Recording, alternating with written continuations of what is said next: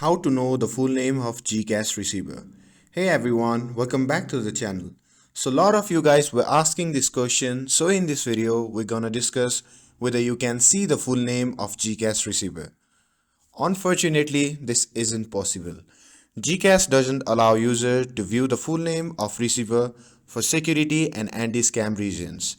However, there are few steps you can try to work around this limitation. Number 1. Send the small amount to GCash number.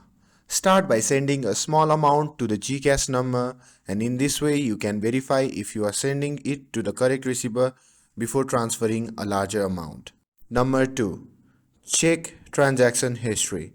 If you have already made the transaction, review your transaction history. Sometimes the receiver full name might appear there. Number 3. Ask the receiver directly. If you have the receiver contact details, you can message them or ask them their full name to confirm.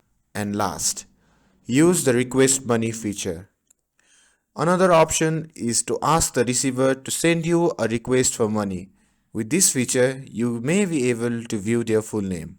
So there you have it.